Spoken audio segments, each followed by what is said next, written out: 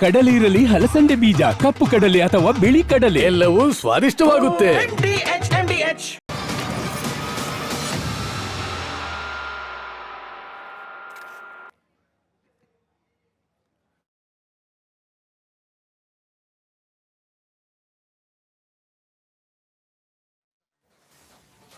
ನಮಸ್ಕಾರ. ಮಹಾಭಾರತ ವಿಶೇಷ ಚರ್ಚಾ ಕಾರ್ಯಕ್ರಮಕ್ಕೆ ಸ್ವಾಗತ. ನಾನು ಸ್ಮಿತಾ ರಂಗನಾಥ್. ಸರ್ಕಾರಿ ನೌಕರಿ ಪಡಿಬೇಕು ಅಂತಂದ್ರೆ ಇನ್ನಿಲ್ಲದ ಸರ್ಕಸ್. ವರ್ಷಾನುಗಟ್ಲೆ ಓದು, ಅದಾದ ನಂತರ ಪರೀಕ್ಷೆ, ಆ ಪರೀಕ್ಷೆಯಲ್ಲೂ ಕೂಡ 108 ಅಕ್ರಮಗಳು. ಆ ಎಲ್ಲ ಅಕ್ರಮವನ್ನ ದಾಟಿ ತಪಸ್ಸನ್ನ ಗೆದ್ದು ಸರ್ಕಾರಿ ನೌಕರಿಯನ್ನ ಹಿಡಿಯೋದಿದೆಯಲ್ಲ, ಸಾಕಪ್ಪ ಸಾಕು ಅನ್ನಿಸ್ಬಿಡುತ್ತೆ. ಒಬ್ಬ ಗುಮಾಸ್ತನಿಂದ ಹಿಡಿದು ದೊಡ್ಡ IAS IPS ಅಧಿಕಾರಿವರೆಗೂ ಕೂಡ ಇದೇ ಪ್ರಕ್ರಿಯೆ. ಹೀಗೆಲ್ಲ ಕಷ್ಟಪಟ್ಟು ಒಂದು ಉದ್ಯೋಗ ಪಡೆದು ಸರ್ಕಾರಿ ಕೆಲಸ, ಆ ಮೂಲಕ ಜನರ ಸೇವೆ ಮಾಡ್ತಿದ್ದೀವಿ ಅನ್ಕೊಳ್ಳೋ ಅಧಿಕಾರಿಗಳ ಹಾಗೆ ಸಿಬ್ಬಂದಿಗಳ ಪರಿಸ್ಥಿತಿ ಹೇಗಿದೆ? ವೀಕ್ಷಕರೇ, ಇತ್ತೀಚೆಗೆ ಸೀನಿಯರ್ ಜರ್ನಲಿಸ್ಟ್ ಒಬ್ರು, ಅವ್ರು ಬೇರೆನೇ ವಾಹಿನಿಯವ್ರು ಆಗಿರಬಹುದು, ಆದರೆ ಹೇಳಲಿಕ್ಕೆ ನನಗೇನು ಮುಜುಗರ ಇಲ್ಲ, ಒಳ್ಳೆ ಮಾತದು. ಸರ್ಕಾರಿ ನೌಕರಿ ಅಂದರೆ ಆತ್ಮಹತ್ಯೆಗೆ ಸಮಾನ ಅಂತ ಆಡಿದ ಮಾತು ಬಹಳ ವೈರಲ್ ಆಗಿತ್ತು. ನಾವೆಲ್ಲ ಯಾಕೆ ಹೀಗೆ ಹೇಳಿದ್ರು ಅಂತ ಯೋಚನೆ ಮಾಡುವಾಗಲೇ ಅದಕ್ಕೆ ಸಾಕ್ಷಿ ಅನ್ನುವಂತಹ ಘಟನೆಗಳು ರಾಜ್ಯದಲ್ಲಿ ನಡೆದು ಹೋಗಿದೆ. ಈ ಹಿಂದೆ ಕೂಡ ಅನೇಕ ನಡೆದಿದೆ. ಅದನ್ನಿವತ್ತಿನ ಚರ್ಚೆಯಲ್ಲಿ ಮುಂದೆ ಇಡ್ತಾ ಹೋಗ್ತೀವಿ. ನಮ್ಮ ರಾಜಕಾರಣಿಗಳು ವಿದ್ಯಾಭ್ಯಾಸದಲ್ಲೂ ಕೂಡ ಅರ್ಹತೆ ಇಲ್ಲದ, ಹಾಗೆ ಅನುಭವದಲ್ಲೂ ಅರ್ಹತೆ ಇಲ್ಲದ, ಮಾನವೀಯತೆ ವಿಚಾರದಲ್ಲೂ ಕೂಡ ಅರ್ಹತೆ ಇಲ್ಲದ ಪಕ್ಷಾತೀತವಾಗಿ ರಾಜಕಾರಣಿಗಳು ನಮ್ಮ ಸರ್ಕಾರಿ ಅಧಿಕಾರಿಗಳನ್ನ, ನೌಕರರನ್ನ, ಸಿಬ್ಬಂದಿಗಳನ್ನ ನಡೆಸ್ಕೊಳ್ಳೋ ರೀತಿ ಕೆಲವೊಂದು ಬಾರಿ ಯಾಕಪ್ಪ ಬೇಕು ಇಷ್ಟೆಲ್ಲ ಕಷ್ಟಪಟ್ಟು ಇಂಥದ್ದೊಂದು ಉದ್ಯೋಗವನ್ನು ಪಡ್ಕೊಳ್ಳೋದು, ಇಂಥದ್ದೊಂದು ನೌಕರಿ ಪಡ್ಕೊಳ್ಳೋದು ಅನ್ನೋ ಮಟ್ಟಕ್ಕೆ ಆ ಅಧಿಕಾರಿಗಳನ್ನು ತೆಗೆದುಕೊಂಡು ಹೋಗ್ಬಿಡುತ್ತೆ. ಇಷ್ಟೆಲ್ಲ ಪೀಠಿಕೆ ಕೊಟ್ಟಿದ್ದು ನಿಮಗೆ ಗೊತ್ತೇ ಇರುತ್ತೆ. ಇವತ್ತು ಬೆಳಗ್ಗಿನಿಂದ ರಿಪಬ್ಲಿಕ್ ಕನ್ನಡದಲ್ಲೂ ಕೂಡ, ರಿಪಬ್ಲಿಕ್ ಕನ್ನಡವೂ ಸೇರಿದಂತೆ ಕನ್ನಡದ ಬಹುತೇಕ ಮಾಧ್ಯಮಗಳಲ್ಲಿ ಸುದ್ದಿಯನ್ನ ಗಮನಿಸಿದ್ದೀರಿ. ಬೆಳಗಾವಿಯಲ್ಲಿ ನಡೆದ ಕಾಂಗ್ರೆಸ್ನ ಸಮಾವೇಶ, ಆ ಸಮಾವೇಶದಲ್ಲಿ ಭದ್ರತಾ ಲೋಪ ಅನ್ನೋ ವಿಚಾರಕ್ಕೆ ರೋಷಾವೇಶರಾದರೂ ಮುಖ್ಯಮಂತ್ರಿ ಸಿದ್ದರಾಮಯ್ಯನವರು. ಭದ್ರತೆಗೆ ನಿಯೋಜನೆಯಾಗಿದ್ದ ಪೊಲೀಸ್ ಅಧಿಕಾರಿಗಳ ಮೇಲೆ ಕೋಪಗೊಂಡ್ರು. ಸ್ಟೇಜ್ ಮೇಲೆ ಬಂದ ASP ಕೆನ್ನಿಗೆ ಬಾರಿಸ್ಲಿಕ್ಕೆ ಹೋದ್ರು. ಈ ಘಟನೆ ಆಗಿ 2-3 ತಿಂಗಳಾಗಿ ಹೋಗಿದೆ. VRS ತೆಗೆದುಕೊಳ್ಳಿಕ್ಕೆ ಹೊರಟರು ಆ ಪೊಲೀಸ್ ಅಧಿಕಾರಿ.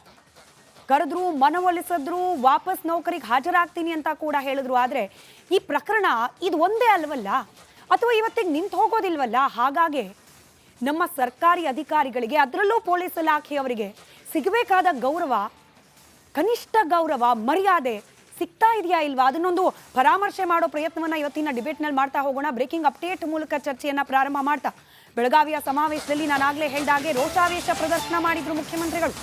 ASP ಬರಮನಿ, ನಾರಾಯಣ ಬರಮನಿ ಅವ್ರ ಮೇಲೆ ಕೈ ಎತ್ತಕ್ಕೆ ಹೋಗಿದ್ರು ಮುಖ್ಯಮಂತ್ರಿಗಳು. ಬೇಸರಗೊಂಡು ನಿವೃತ್ತಿಗೆ ಮುಂದಾದ್ರು ಅಧಿಕಾರಿ. ಬಹಿರಂಗವಾಗಿ ವೇದಿಕೆ ಮೇಲೆ ಅವಮಾನ ಮಾಡಿದ್ರು ಮುಖ್ಯಮಂತ್ರಿಗಳು. ಆದರೆ ನಂತರದಲ್ಲಿ ಒಳಗೊಳಗೆ ಕರೆದು ಮನವೊಲಿಕೆ ಮಾಡೋ ಪ್ರಯತ್ನವನ್ನ ಕೂಡ ಮಾಡಿದ್ರು. ವೇದಿಕೆ ಮೇಲೆ ಹೊಡೆಯೋಕ್ಕಾಗತ್ತೆ, ಬಹಿರಂಗವಾಗಿ ಹೊಡೆಯೋಕೆ ಹೋಗೋಕ್ಕಾಗತ್ತೆ, ಅವಮಾನ ಮಾಡ್ಲಿಕ್ಕಾಗತ್ತೆ, ಆದರೆ ಕಾಂಪ್ರಮೈಸ್ ಮಾತ್ರ ಕ್ಲೋಸ್ ಡೋರಲ್ಲಿ ಆಗ್ಬೇಕಾ? ಫೋನ್ ಮೂಲಕ, ಬೇರೆ ಸಚಿವರ ಮೂಲಕ ಹಿಂಗ ಮಾಡೋದು ಸಮಾಧಾನಕ್ಕೆ ಪ್ರಯತ್ನ. ಗಿಲ್ಟ್ ಅನ್ನೋದಿದ್ದಿದ್ರೆ ಇಷ್ಟಕ್ಕೇನೆ ಮುಗ್ದೋಗ್ತಿತ್ತ? ಪ್ರಶ್ನೆ ಕೇಳಬೇಕಲ್ವಾ? ಇವತ್ತು ಅಂತೂ ಇಂತೂ ಒಲ್ಲದ ಮನಸ್ಸಿನಲ್ಲೇ ಕರ್ತವ್ಯಕ್ಕೆ ಹಾಜರಾಗೋದಾಗಿ ಹೇಳಿಕೆ ನೀಡಿದ್ದಾರೆ ಬರಮನಿ ಅವರು. ಆದರೆ ಬಹಿರಂಗವಾಗಿ ಆದ ಅವಮಾನಕ್ಕೆ ಪರಿಹಾರ ಅನ್ನೋದು ಇಷ್ಟೇನಾ? ಈ ಪ್ರಕರಣವನ್ನ ಹೀಗೆ ಬಹಿರಂಗ ವೇದಿಕೆ ಮೇಲೆ ಒಬ್ಬ ಪೊಲೀಸ್ ಅಧಿಕಾರಿ, ಅದರಲ್ಲೂ ಕರ್ತವ್ಯ ನಿರತ ಪೊಲೀಸ್ ಅಧಿಕಾರಿ ಮೇಲೆ ಕೈ ಎತ್ತಲಿಕ್ಕೆ ಹೋದ್ರಲ್ಲ, ಇದು ಕೇವಲ ಆ ಒಬ್ಬ ಅಧಿಕಾರಿಗೆ ಮಾಡಿದ ಅಪಮಾನ ಅಲ್ವಲ್ಲ. ಇದರಿಂದ ಪೊಲೀಸ್ ಇಲಾಖೆಯಲ್ಲಿರ್ತಕ್ಕಂಥ ಸಾವಿರಾರು ಮಂದಿಯ ಮನಸ್ಥೈರ್ಯ ಹಾಳಾಗಿದೆಯಲ್ಲ. ಅದಕ್ಕೆ ಪರಿಹಾರ ಏನು? ಚರ್ಚೆಗಿಳಿಯೋಕೆ ಮುಂಚೆ ಆ ಲೆಟರ್ ಗ್ರಾಫಿಕ್ಸ್ ಇದೆ, ಅದನ್ನ ಸ್ಕ್ರೀನ್ ಮೇಲೆ ತಗೊಳ್ಳಿ. ಪೂರ್ತಿ ಓದ್ಲಿಕ್ಕೆ ಹೋಗೋದಿಲ್ಲ. ಅಂದ್ರೆ VRS ಅನ್ನ ಕೋರಿ ನಾರಾಯಣ ಬರಮನಿ ಅವರು ಬರೆದ ಪತ್ರ. ಈ ಪತ್ರದಲ್ಲಿ ಕೆಲ ಸಾಲುಗಳನ್ನ ಮಾತ್ರ ಓದ್ಬಿಡ್ತೀನಿ. ಸಮವಸ್ತ್ರದಲ್ಲಿದ್ದ ನನಗೆ ಸಾರ್ವಜನಿಕವಾಗಿ ಅವಮಾನಿಸಿ ನನ್ನ ಮತ್ತು ನನ್ನ ಇಲಾಖೆಯ ಅಧಿಕಾರಿಗಳ, ಬಹಳ ಮುಖ್ಯ, ಕೇವಲ ನನ್ನ ಅಲ್ಲ, ನನ್ನ ಮತ್ತು ನನ್ನ ಇಲಾಖೆಯ ಅಧಿಕಾರಿಗಳ ಆತ್ಮಸ್ಥೈರ್ಯ ಕುಗ್ಗಿಸಿದ ಮಾನ್ಯ ಮುಖ್ಯಮಂತ್ರಿಗಳ ವರ್ತನೆಯನ್ನ ಇಡೀ ರಾಜ್ಯ ಗಮನಿಸಿದೆ. ಯಾರಲ್ಲಿ ಏನನ್ನೂ ಪ್ರಸ್ತಾಪ ಮಾಡ್ಲಿಕ್ಕಾಗದೆ ನಾನು ಮನೆಗೆ ಹೋದೆ. ಮನೆಯಲ್ಲಿ ಸ್ಮಶಾನ ಮೌನ ಇತ್ತು. ನನ್ನನ್ನು ನೋಡಿದ ಮಡದಿ ಮತ್ತು ಮಕ್ಕಳ ದುಃಖದ ಕಟ್ಟೆ ಒಡೆದು ಬೋರ್ಗರಿತು. ಇಡೀ ದಿನ ಮೌನವೇ ಮಾತಾಯಿತು. ನನಗೆ ಮತ್ತು ಮಡದಿಗೆ ಹಿತೈಷಿಗಳಿಂದ ಬಂದ ದೂರವಾಣಿ ಕರೆಗಳಿಗೆ ಉತ್ತರಿಸೋಕ್ಕೂ ಕೂಡ ಸಾಧ್ಯವಾಗದಷ್ಟು ದುಃಖ ನನಗೆ, ನನ್ನ ಕುಟುಂಬಕ್ಕಾಗಿತ್ತು ಅಂತ ಹೇಳಿ ತಮ್ಮ ಪತ್ರದಲ್ಲಿ ವಿವರಿಸಿದ್ದಾರೆ. ಹಾಗಾದರೆ ಇಷ್ಟು ಆಘಾತಕ್ಕೆ ಸಮಾಧಾನ ಅನ್ನೋದಿಷ್ಟೇನಾ? ಮಾತನಾಡಿದ್ದಾರೆ ಕೂಡ ಬರಮನಿ ಅವರು. ಕೇಳಿಸ್ಕೊಳ್ಳಿ ಅದನ್ನ. ಅದಾದ ನಂತರದಲ್ಲಿ ಗೃಹ ಸಚಿವರಾದ ಪರಮೇಶ್ವರ್ ಅವರು, ಸಚಿವರಾದ ಎಂ ಬಿ ಪಾಟೀಲ್ ಅವರು ಕೂಡ ಮಾತನಾಡಿದ್ದಾರೆ. ಆ ಮೂರು ಹೇಳಿಕೆ ಗಮನಿಸಿ ನಂತರದಲ್ಲಿ ಚರ್ಚೆ. ನನ್ನ ಭಾವನೆಗಳನ್ನು ನನ್ನ ಮೇಲಾಧಿಕಾರಿಗಳಿಗೆ ತಿಳಿಸಿದ್ದೀನಿ. ಈ ಕುರಿತು ನನ್ನ ಮೇಲಾಧಿಕಾರಿಗಳು ಮತ್ತು ಸನ್ಮಾನ್ಯ ಮುಖ್ಯಮಂತ್ರಿಗಳು ಮತ್ತು ಸನ್ಮಾನ್ಯ ಗೃಹ ಸಚಿವರು ಕೂಡ ನಮ್ಮ ಜೊತೆಗೆ ಮಾತಾಡಿದರು. ಈಗ ನಾನು ದೈನಂದಿನ ಕೆಲಸಕ್ಕೆ ಹಾಜರಾಗ್ತಾ ಇದ್ದೀನಿ. ಅಲ್ಲಿ ಸರ್ ಏನಾದರೂ ಈಗ ಎಕ್ಸೆಪ್ಟ್ ಮಾಡ್ತಾರಂತ ಸರ್? ಏನಾಯ್ತು ಸರ್? ಯಾರು ಮನೆ ಅಳಿಸಿದ ಸರ್? ಸರ್ ಸರ್ ಮುಂದಿನ ನಡೆ ಸರ್ ಯಾವ ರೀತಿ ಇದೆ? ನನ್ನ ಭಾವನೆಗಳನ್ನು ನನ್ನ ಮೇಲಾಧಿಕಾರಿಗಳಿಗೆ ತಿಳಿಸಿದ್ದೀನಿ. ಈ ಕುರಿತು ನನ್ನ ಮೇಲಾಧಿಕಾರಿಗಳು ಮತ್ತು ಸನ್ಮಾನ್ಯ ಮುಖ್ಯಮಂತ್ರಿಗಳು ಮತ್ತು ಸನ್ಮಾನ್ಯ ಗೃಹ ಸಚಿವರು ಕೂಡ ನಮ್ಮ ಜೊತೆಗೆ ಮಾತಾಡಿದರು. ಈಗ ನಾನು ದೈನಂದಿನ ಕೆಲಸಕ್ಕೆ ಹಾಜರಾಗ್ತಾ ಇದ್ದೀನಿ. ಅಲ್ಲಿ ಸರ್ ಏನಾದರೂ ಈಗ ಎಕ್ಸೆಪ್ಟ್ ಮಾಡ್ತಾರಂತ ಸರ್? ಏನಾಯ್ತು ಸರ್? ಯಾರು ಮನೆ ಅಳಿಸಿದ ಸರ್? ಸರ್ ಸರ್ ಮುಂದಿನ ನಡೆ ಸರ್ ಯಾವ ರೀತಿ ಇದೆ? ವಿರುದ್ಧ ಆ ರೀತಿ ಸಿಎಂ ವೇದಿಕೆಯಲ್ಲಿ ನೋಡಿ, ನಾನು ಇದ್ದಲ್ಲಪ್ಪ ಅವತ್ತ ನಾನು ನಾನೇ ಇದ್ದೀನಿ. ಅವರು ಅಂತ ಮಾಡ್ಕೊ ಅವ್ರಿಗೆ ಹೋಗಿದ್ದು ಹೊಡಿಯಕ್ಕೆ ಹೋಗಿದ್ದಾರೆ ಅಂತ ತಪ್ಪದು. ನಾನು ಇದು ನಾನೇ ಅವತ್ತೊಂದು ದಿವಸ ಹೋಗಿ ಅಲ್ಲಿ ಹೋದ ಪಕ್ಕ ಅವತ್ತೊಂದು ದಿವಸ ನಾನು ಮಾತಾಡಿದ್ದೀನಿ ಅವ್ರ ಹತ್ರ. ಅವರಿಗೆ ಪೋಸ್ಟಿಂಗು ಕೂಡ ಕೊಡ್ತೇವೆ. ಅವ್ರಿಗೆ ಯಾವುದೇ ರೀತಿಯಲ್ಲಿ ಇಂಟೆನ್ಷನ್ ಏನು, ಮಾನ್ಯ ಮುಖ್ಯಮಂತ್ರಿಗಳು ಇಂಟೆನ್ಷನ್ ಆಗಿ ಅದು ಸ್ಪರ್ ಆಫ್ ದಿ ಮೂಮೆಂಟಲ್ಲೇ ಆ ರೀತಿ ಆಗಿರ್ಬೋದು. ಆದರೆ ಇಂಟೆನ್ಷನ್ ಇಲ್ಲಿಂದ ಆಗಿಲ್ಲ ಅಂತೇಳಿ ನಾನೇ ಕೂಡ ಮಾತಾಡಿದ್ದೀನಿ. ನಾನು ಮಾನ್ಯ ಎಚ್ ಕೆ ಪಾಟೀಲ್ರವರು ನಾವೆಲ್ಲ ಮಾತಾಡಿ ಅವರಿಗೆ ಪೋಸ್ಟಿಂಗ್ ಕೊಡ್ತೇವೆ. ಪೋಸ್ಟಿಂಗ್ ಕೊಡ್ತೀವಿ, ಪೋಸ್ಟಿಂಗ್ನ ಪರಿಹಾರದ ಭರವಸೆ ಏನಿವೆ. ಚರ್ಚೆ ಪ್ರಾರಂಭ ಮಾಡೋಣ. ಚರ್ಚೆಯಲ್ಲಿ ನಿವೃತ್ತ ಪೊಲೀಸ್ ಅಧಿಕಾರಿಯಾದ ಮಾಲ್ಗತ್ತಿ ಸರ್ ಇದ್ದಾರೆ, ಹಾಗೆ ಕಾಂಗ್ರೆಸ್ನ ವಕ್ತಾರರು ನಟರಾಜ್ ಗೌಡ್ರಿದ್ದಾರೆ, ಬಿಜೆಪಿ ವಕ್ತಾರರು ಮೋಹನ್ ವಿಶ್ವ ಅವರಿದ್ದಾರೆ. ನಮಸ್ಕಾರ, ಎಲ್ಲರಿಗೂ ಕಾರ್ಯಕ್ರಮಕ್ಕೆ ಸ್ವಾಗತ. ಪೊಲಿಟಿಕಲ್ ಆಂಗಲ್ ಇದ್ರೂ ಕೂಡ ಇವತ್ತು ಪೊಲೀಸ್ ಇಲಾಖೆಯಲ್ಲಿ ಕರ್ತವ್ಯ ನಿರ್ವಹಿಸಿದ ಮಾಲ್ಗತ್ತಿ ಸರಿಂದ ಚರ್ಚೆಯನ್ನು ಪ್ರಾರಂಭ ಮಾಡ್ತಾ ಇದ್ದೀನಿ. ಮಾಲ್ಗತ್ತಿ ಸರ್, ಈಗಷ್ಟೇ ಪರಮೇಶ್ವರ್ ಸಾಹೇಬರ ರಿಯಾಕ್ಷನ್ ಅನ್ನು ನಾವು ಕೇಳಿಸ್ಕೊಂಡು, ಇಂಟೆನ್ಷನ್ ಇರಲಿಲ್ಲ, ಆ ಕ್ಷಣದಲ್ಲಿ ಬಂದ ಪ್ರತಿಕ್ರಿಯೆ ಅದಷ್ಟೇ ಅಂತ ಹೇಳಿ. ಸಿಂಪಲ್ 2 ಪ್ರಶ್ನೆ ಸರ್. ಮನುಷ್ಯ ಸಹಜವಾದ ಸ್ವಭಾವ, ಯಾರಾದರೂ ಕೈ ಎತ್ತಲಿಕ್ಕೆ ಬಂದರೆ ವಾಪಸ್ ಕೈ ಎತ್ತೋದು. ಇನ್ ಕೇಸ್ ನಾರಾಯಣ ಬರಮನವಿಯವರು ಅವತ್ತು ಆ ಬಹಿರಂಗ ವೇದಿಕೆಯಲ್ಲಿ ಹಂಗೆ ರಿಯಾಕ್ಟ್ ಮಾಡಿದಿದ್ರೆ ಏನಾಗ್ತಿತ್ತು? 2ನೇ ಪ್ರಶ್ನೆ, ಒಬ್ಬ ಕರ್ತವ್ಯ ನಿರತ ಪೊಲೀಸ್ ಅಧಿಕಾರಿ ಮೇಲೆ ಕೈ ಎತ್ತಲಿಕ್ಕೆ ಬಂದಾಗ ಕಂಪ್ಲೇಂಟ್ ಕೊಡ್ಲಿಕ್ಕೆ ಅವಕಾಶ ಇತ್ತು. ಕಂಪ್ಲೇಂಟ್ ಕೊಟ್ಟಿದ್ದಿದ್ರೆ ಏನಾಗ್ತಿತ್ತು? ಸೆಲ್ಫ್ ಡಿಫೆನ್ಸ್ ಅನ್ನೋದು ಇರ್ತದೆ. ನಾವು ಯಾರು ಆರೋಪಿನ ಅರೆಸ್ಟ್ ಮಾಡ್ಲಿಕ್ಕೆ ಹೋಗಿರ್ತೀವಿ, ಅವ್ನು ಮೈ ಮೇಲೆ ಬಂದರೆ ಹಾಕೋದಲ್ವ, ಗುಂಡು ಹಾಕೋದಲ್ವ, ಹೊಡೆಯೋದಲ್ವ? ಸೆಲ್ಫ್ ಡಿಫೆನ್ಸ್ ಇದ್ದೇ ಇರ್ತದೆ, ಎಲ್ಲರಿಗೂ ಇರ್ತದೆ, ಜನಸಾಮಾನ್ಯರಿಗೂ ಇರ್ತದೆ, ಅಧಿಕಾರಿಗಳು ಇರ್ತದೆ. ಆದರೆ ಏನಾಗ್ಬಿಟ್ಟಿದೆ, ನಮ್ಮ ಪೊಲೀಸರಿಗೆ ಈ ಡಿಸಿಪ್ಲಿನು, ಶಿಸ್ತಿನ ಇಲಾಖೆ, ಡಿಸಿಪ್ಲಿನ್ ಅನ್ನೋವಂಥ ಒಂದು ಹೆಸರಿನಲ್ಲಿ ಒಂಥರ ಜೀತದಳ ಆಗಿಬಿಟ್ಟಿದ್ದೀವಿ ಪೊಲೀಸರಂದರೆ. ಏನು ಯಾರು ಏನು ಮಾಡಿದ್ರು ಮಾತಾಡ್ಸ್ಕೋಬೇಕು. ಯಾರು ಪಬ್ಲಿಕ್ ಬೈದರು ಅಷ್ಟೇ, ಜನ ಬೈದರು ಅಷ್ಟೇ, ನಾಯಕರು ಬೈದರು ಅಷ್ಟೇ, ಎಲ್ಲರೂ ಬೈದರು ಅಷ್ಟೇ. ಏನೇನೋ ಹುಚ್ಚುಚಾಕರ ಸ್ಟೇಟ್ಮೆಂಟ್ ಕೊಡ್ತಿರ್ತಾರೆ ರಾಜಕೀಯ ಮಂದಿ. ಅದು ಜನ ರೊಚ್ಚಿಗೆದ್ದರೆ ಬೀದಿ ಮೇಲೆ ಬರ್ತಾರೆ. ಎಲ್ಲ ಅವ್ರ ಸಿಟ್ಟನ್ನು ಅವ್ರಿಗೆ ಧಿಕ್ಕಾರ ಅನ್ಕೋತ ಕೊನೆಗೆ ನಮಗೆ ಅವ್ರಿಗೆ ಹತ್ತದ, ಕೊನೆಗೆ ಪೊಲೀಸರಿಗೆ ಅವ್ರಿಗೆ ಹತ್ತದು. ಅಲ್ಲಿ ಹೋಗಬೇಡ ಅಂತ ಹೇಳಿದ್ರು ಅವ್ರು ಕೇಳೋದಿಲ್ಲ. ನಾವು ಅಲ್ಲಿ ಹೋಗೋರ ಅಂತನೋರು, ನಾವು ಬೇಡ ಅಂತನೋದು. ಹೀಗಾಗಿ ಕೊನೆಗೆ ಲಾಠಿ ಚಾರ್ಜು ಅದು ಮಾಡಿ ಕೊನೆಗೆ ಸ್ಕೇಪ್ ಔಟ್ ಆಗೋದು ಪೊಲೀಸರನ್ನೇ. ಅಲ್ಲಿ ಯಾರೂ ಇರೋದಿಲ್ಲ, ಯಾವ ರಾಜಕಾರಣಿಗಳು ಬರೋದಿಲ್ಲ, ಯಾರೂ ಇರೋದಿಲ್ಲ. ಎಲ್ಲರೂ ಅವ್ರ ಮನೆಯಾಗ ಆರಾಮ ಇರ್ತಾರೆ, ಸ್ಟೇಟ್ಮೆಂಟ್ ಕೊಟ್ಟು ಮನೆಯಾಗ ಕೂತಿರ್ತಾರೆ. ಇಲ್ಲಿ ಎದುರು ಫೇಸ್ ಮಾಡೋರು ಪೊಲೀಸರನ್ನೇ. ಆದರೆ ದುರ್ದೈವ ಅಂತಂದರೆ ಇತ್ತಿತ್ತಲಾಗಿ ಪೊಲೀಸರಿಗೆ ಒಂಥರ ಡಿಮೊರಲೈಸ್ ಆಗ್ತಾ ಅನ್ನೋ ಭಾವನೆ ನಮ್ಮ ಇಲಾಖೆಯಲ್ಲಿ ಬರ್ತಾಯಿದೆ. ನನಗೊಬ್ಬನಿಗೆ ಅಲ್ಲ, ಆಲ್ಮೋಸ್ಟ್ ಎಲ್ಲ ನಾವೆಲ್ಲ ತಿಂಗಳಿಗೆ ಮೀಟಿಂಗ್ನಲ್ಲಿ ಕೂಡ್ತಿರ್ತೇವೆ, ಎಲ್ಲ ಅಧಿಕಾರಿಗಳು ಮಾತಾಡ್ತಿರ್ತೇವೆ. ಇವನ್ ಮೊನ್ನೆ PIL ಇದರಲ್ಲಿ IPLದಲ್ಲಿ ಇದು ಸಸ್ಪೆಂಡ್ ಮಾಡಿದ್ದು 4-5 ಮಂದಿ ಅಧಿಕಾರಿಗಳಿಗೆ. ಯಾರು ತಪ್ಪು ಮಾಡಿದಾರೆ ಅವ್ರಿಗೆ ಆ್ಯಕ್ಷನ್ ತೊಗೊಳ್ಳಿ, ನಾವೇನು ಬೇಡ ಅನ್ನೋದಿಲ್ಲ. ಬಟ್ ಈ ಥರ ಹೊಳ್ಳಿಕ್ಕೆ ಹೋಗೋದು, ಆಮೇಲೆ ಒಬ್ಬರು DC ಏನೋ ಎಲ್ಲ ಕೂತಿಯ ಹಿಂಗೆ ಸಿಂಗ್ಲರಾಗಿ ಮಾತಾಡೋದು, ಇವೆಲ್ಲ ನೋಡಿದ್ರೆ ಯಾಕೋ ಒಂಥರ ನಾವು ರಿಟೈರ್ಡ್ ಆಗಿದ್ದ ಒಳ್ಳೇದಾತಪ್ಪ, ಚಲೋ ಆಯ್ತು ನಮಗೆ ಅಂತ ಅನ್ನಿಸ್ತು. ನಾವು ಒಂದು 8-10 ಮಂದಿ ಮುಖ್ಯಮಂತ್ರಿಗಳ ಕೈಯಲ್ಲಿ ಕೆಲಸ ಮಾಡಿದ್ದೇವೆ. ಬಟ್ ಯಾವ ಮುಖ್ಯಮಂತ್ರಿಗಳು ಈ ಥರ ಪೇಷನ್ಸ್ ಕಳ್ಕೊಂಡು ಮಾತಾಡೋದಿಲ್ಲ. ಭಾಳ ಆದರೆ ವೈಯಕ್ತಿಕ ಏನಾರ ಇದ್ದರೆ, ತಪ್ಪು ಮಾಡಿದರೆ ಕರೆದು ಏನಾದರೂ ಹೇಳ್ತಾರೆ, ಬುದ್ಧಿ ಹೇಳ್ತಾರೆ, ಏನಾದರೂ ಬೈದು ಹೇಳ್ತಾರೆ. ತಪ್ಪು ಮಾಡಿದರೆ, ಇದು ತಪ್ಪು ಮಾಡದೇ ಇರುವಂಥ ಸಂದರ್ಭದಲ್ಲಿ ಅವನಿಗೆ ಅವಮಾನ ಆಗಿದೆ. ಅವಮಾನ ಆಗಿ ಬರೆದು ಕೊಟ್ಟಿದ್ದಾನೆ, ಒಂದು 3 ಪೇಜ್ ಬರೆದು ಕೊಟ್ಟಿದ್ದಾನೆ. ನನಗೆ ಅವಮಾನ ಆಯಿತು, ನನಗೆ ಹೆಂಡತಿ ಮಕ್ಕಳು ಕಣ್ಣೀರು ಹಾಕಿದ್ರು, ಏನೇನೋ ಬರೆದಿದ್ದಾನೆ. ಪಾಪ ದುಃಖ ಪಟ್ಕೊಂಡು ಮಾಡಿದ್ದಾನೆ. ಇದು ನೋಡಿದ್ರೆ ಅದು ಅಕ್ಸೆಪ್ಟು ಆಗೋದಿಲ್ಲ. ಆ ಥರ ರೀಸನ್ ಹಾಕಿಕೊಟ್ರೆ ಅದು ಎಂದೂ ರಾಜೀನಾಮೆ ಕನ್ಸಿಡರ್ ಮಾಡೋದಿಲ್ಲ, ಕನ್ಸಿಡರ್ ಮಾಡೋದೇ ಇಲ್ಲ.